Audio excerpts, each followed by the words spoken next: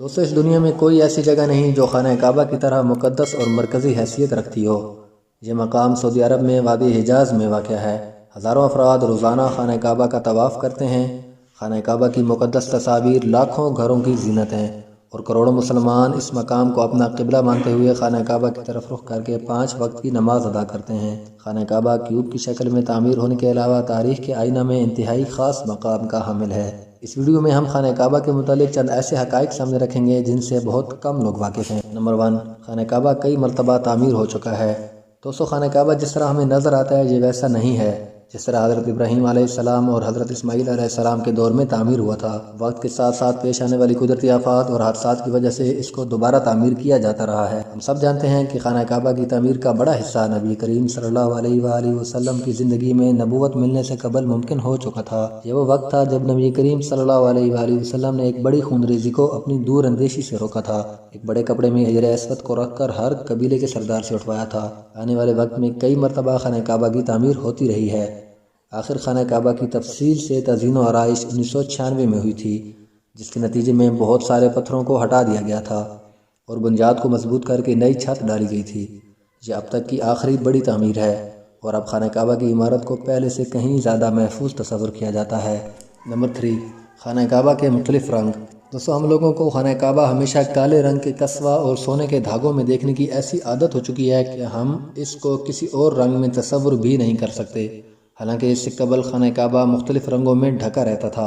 ان میں سبز، لال اور سفید رنگ شامل ہیں۔ نمبر 4، خانہ کعبہ کی چابیاں ایک خاندان کی تحویل میں ہیں۔ فتح مکہ کے بعد نبی کریم صلی اللہ علیہ وآلہ وسلم کو خانہ کعبہ کی چابیاں دے دی گئی تھیں، لیکن بجائے اس کے کہ آپ صلی اللہ علیہ وآلہ وسلم یہ چابیاں اپنے پاس رکھتے، آپ صلی اللہ علیہ وآلہ وسلم نے یہ چابیاں بنی شائبہ خاندان کے عثمان بن طلحہ کو واپس کر دیں۔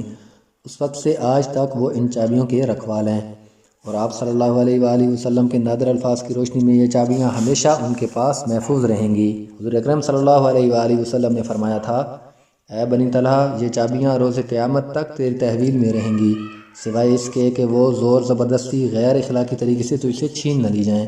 نمبر 5، پہلے خانہ کعبہ عوام کے لیے کھلا رہتا تھا۔ خانہ کعبہ ہفتہ میں 2 مرتبہ عوام کے لیے کھلا ہوتا تھا، اور کوئی بھی خانہ کعبہ کے اندر داخل ہو کر عبادت کر سکتا تھا۔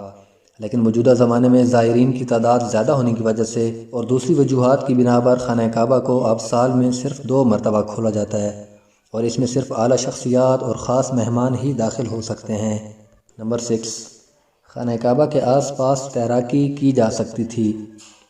دوستو، خانہ کعبہ وادی کے نچلے حصے میں ہونے کی وجہ سے ایک مسئلہ یہ بھی تھا کہ جب بارش ہوا کرتی تھی تو وادی میں سیلاب آ جایا کرتا تھا۔ یہ مکہ شہر کے لیے کوئی انوکھی بات نہیں تھی، لیکن یہ بات دوسرے مسائل کی وجہ بنتی تھی۔ اس وقت سیلاب کی روک تھام اور نکاسی آب کا نظام موجود نہیں تھا۔ بارش کے دنوں میں خانہ کعبہ پانی میں آدھا ڈوبا رہتا تھا۔ یقیناً آپ کے ذہن میں یہ سوال آ رہا ہوگا کہ کیا اس وقت طواف کعبہ رک گیا تھا؟ ہرگز نہیں، مسلمانوں نے کعبہ کے ارد گرد تیراکی شروع کر دی تھی۔ نمبر 7، تزئین و آرائش کرنے والے حکمرانوں کے نام کی تفصیل۔ دوستو، کئی سال تک بہت سے لوگ اندازہ لگاتے رہے کہ خانہ کعبہ اندر سے کیسے نظر آتا ہے۔ وہ لوگ خوش نصیب ہیں جن کو خانہ کعبہ کے اندر داخل ہونے کی سعادت ملی اور خانہ کعبہ کے اندر عبادت کرنے کا موقع بھی ملا۔ کچھ عرصہ قبل خانہ کعبہ کے اندر کی تصاویر لی گئیں اور لاکھوں لوگوں نے انٹرنیٹ کے ذریعے یہ تصاویر دیکھیں۔ خانہ کعبہ کے اندر کا حصہ سنگ مرمر اور سبز رنگ کے کپڑے سے ڈھکا ہوا ہے۔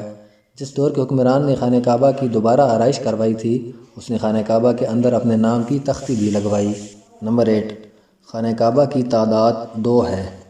دوستو، خانہ کعبہ کے بالکل اوپر جنت میں ایک اور خانہ کعبہ بھی موجود ہے۔ اس کا ذکر قرآن پاک میں بھی آتا ہے، اور نبی کریم صلی اللہ علیہ وآلہ وسلم نے بھی اس بات کی نشاندہی کی ہے۔ اللہ کے نبی صلی اللہ علیہ وآلہ وسلم نے معراج کا واقعہ سناتے ہوئے فرمایا، جب مجھے بیت المعمور دکھایا گیا تو میں نے حضرت جبرائیل علیہ السلام سے پوچھا۔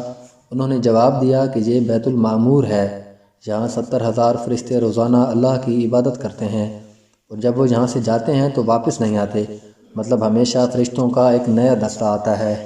نمبر 9، حجر اسود۔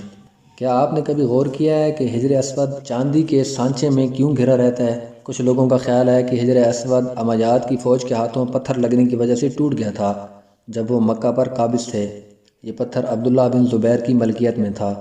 کچھ ذرائع کے مطابق حجر اسود بحرین سے تعلق رکھنے والے اسماعیلی گروپ کے ہاتھوں ٹوٹ گیا تھا۔ ان لوگوں کا یہ خیال تھا کہ حج مبارک ایک توہین پرستی کا عمل ہے۔ اپنی بات کو درست ثابت کرنے کے لیے ان لوگوں نے 10,000 حجاج کو مار کر ان کی باقیات کو آب زمزم کے کنویں میں پھینک دیا تھا۔ یہ غیر انسانی عمل کافی نہیں تھا، یہ شیطان حجر اسود کو عرب کے مشرق میں لے گئے، پھر عراق کے شہر کوفہ لے گئے، جہاں اس کے عوض تاوان وصول کیا گیا۔ جب ان کو مجبور کیا گیا تھا کہ وہ اس کو خلیفہ وقت کو واپس کر دیں، جب اسے واپس کیا گیا تھا تو یہ ٹوٹا ہوا تھا اور ٹکڑوں میں تقسیم تھا، تو اس کو یکجان کرنے کا ایک ہی طریقہ تھا کہ اس کو چاندی کے سانچے میں رکھا جائے۔ کچھ تاریخ دانوں کے مطابق اس کے کچھ حصے آج بھی کہیں گم ہیں۔ نمبر 10، خانہ کعبہ مکعب کی شکل کا نہیں ہے۔ مکعب کی شکل یعنی اسکوائر سے مشہور خانہ کعبہ دراصل مستطیل کی شکل کا ہے۔ خانہ کعبہ کبھی بھی مکعب کی شکل کا نہیں تھا۔ اس کی اصل زاویے کے مطابق یہ ایک آدھا گول حصہ ہے جس کو حجر اسماعیل کہا جاتا ہے۔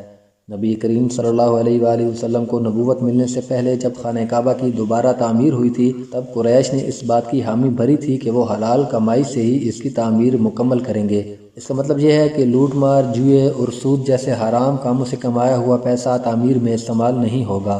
قریش اتنی امیر تجارتی شہر میں ہونے کے باوجود رقم جمع کرنے میں کامیاب نہیں ہو سکے کہ خانہ کعبہ کی تعمیر اس کے اصل سائز اور رقبہ کے لحاظ سے کر سکیں۔ انہوں نے خانہ کعبہ کی چھوٹی عمارت تعمیر کی اور اس کی دیواریں مٹی کی اینٹوں سے بنائیں۔